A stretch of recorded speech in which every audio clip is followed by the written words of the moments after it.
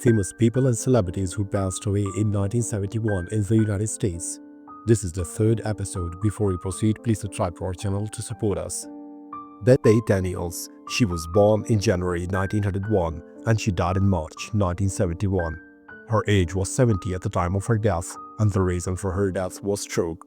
Bette Daniels was an American actress, singer, dancer, writer, and producer. She began her career in Hollywood during the silent film era as a child actress. She became a star in musicals such as Rio Rita, and later gained fame on radio and television in Britain.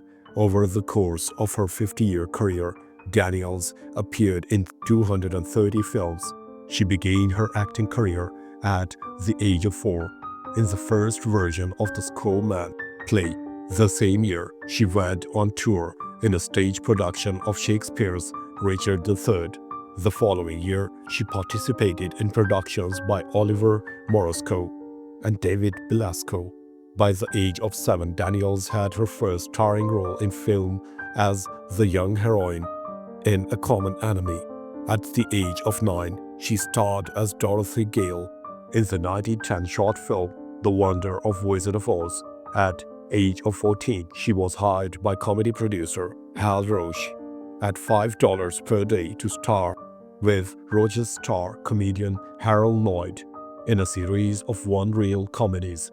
Starting with the 1915 film Giving Them Fits, Lloyd and Daniels eventually developed a romantic relationship that was well publicized. They were known in Hollywood as the boy and the girl. Nella Walker. She was born in March 1886 and she died in March 1971. Her age was 85 at the time of her death, and the reason for her death was undisclosed. Nella Walker was a character actress in Hollywood, often portraying elegant and matronly figures in classic films of the 1930s and 1940s. In 1931, her film career took off with appearances in 10 films that year, 5 of which were uncredited. Her marriage ended not long after her film career was on the rise, and from 1932 to 1933 she appeared in 15 films, only 5 of which were uncredited. In 1935, her career improved, and from this year to 1938, she had 23 film appearances. Her biggest film appearance during this period was in Young Dr. Kildare with Lionel Barrymore and Lew Ayres. Throughout the 1930s, her career was strong, and despite never being a premier star, she repeatedly had solid acting roles. She finished the decade strongly in 1939 with 9 film roles, only 3 of which were uncredited. In 1940, mirrored her success of the previous decade in many ways, with appearances in 37 films from 1940 to 1947. Later in her career, and over 60 years of age, she slowed her career for a time, not having another role until 1950, when she appeared in Nancy Goes to Rio with Ann Sothern and Carmen Miranda. David Burns. He was born in June 1902 and he died in March 1971. His age was 68 at the time of his death, and the reason for his death was heart attack. David Burns was an American Broadway theater and motion picture actor and singer.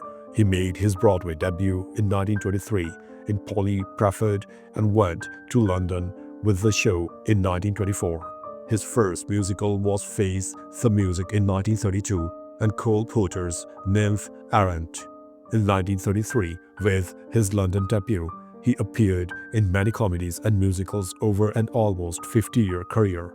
He won 2 Tony Awards for Best Supporting or Featured Actor in a Musical for his performances as Mayor Shin in The Music Man in 1958 and as Sensex in A Funny Thing Happened on the Way to the Forum in 1963.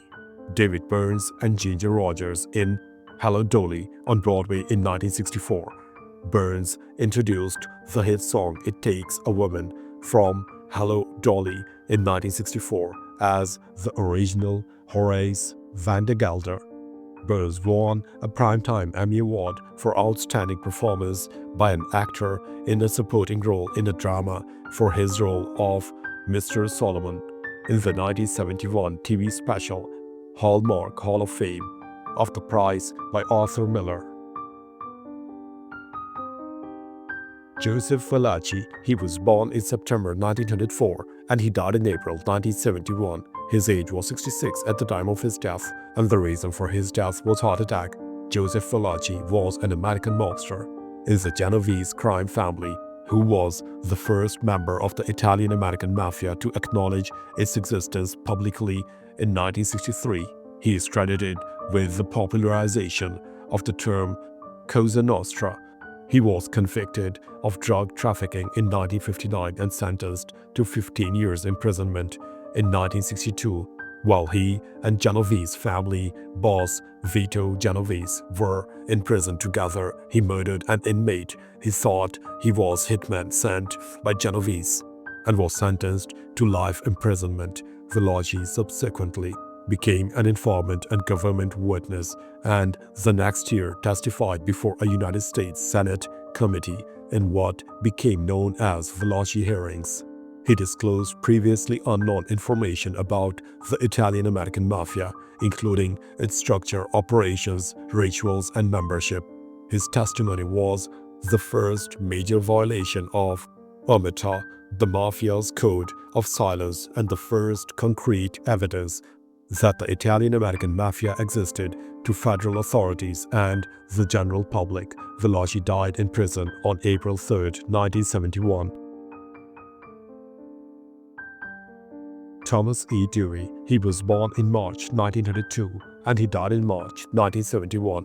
His age was 68 at the time of his death, and the reason for his death was heart attack. Thomas E. Dewey was an American lawyer and politician who served as the 47th governor of New York from 1943 to 1954. He was the Republican Party's nominee for President of the United States in 1944 and 1948, losing the former election to Franklin D. Roosevelt and the later election to Harry S. Truman in a major upset. The 288 combined electoral votes Dewey received from both elections place him second behind William Jennings Bryan as the candidate with the most electoral votes who never acceded to the presidency. As a New York City prosecutor and district attorney in the 1930s and early 1940s, Dewey was relentless in his effort to curb the power of the American mafia and of organized crime in general. Most famously, he successfully persecuted mafia boss Charles Lucky Luciano on charges of forced prostitution in 1936. Luciano was given a 30 to 50-year prison sentence. He also prosecuted and convicted Waxy Gordon, another prominent New York City gangster and bootlegger, on charges of tax evasion. Dewey almost succeeded in apprehending mobster Dutch Schultz as well, but Schultz was murdered in 1935 in a hit ordered by the Commission. George G. O'Connor, he was born in August 1914 and he died in March 1971. His age was 56 at the time of his death, and the reason for his death was heart attack. George G. O'Connor was a United States Army Lieutenant General who served as commander of the 9th Infantry Division during the Vietnam War and then as commander of 7th Corps in West Germany and the 4th United States Army. O'Connor began his army career as an enlisted man but later received an appointment to the United States Military Academy at West Point, New York, and graduated with the class of 1938.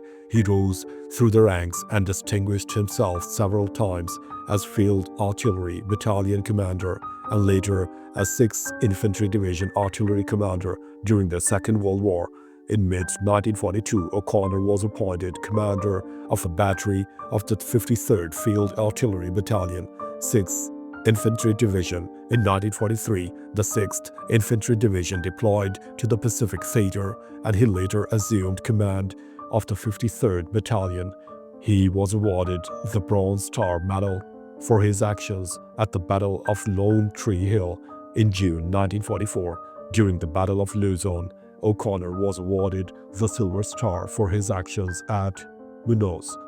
where he deployed and personally directed the fire of the howitzers to repel a Japanese tank attack. Thanks for watching the video. Please don't forget to subscribe to our channel. Have a nice day.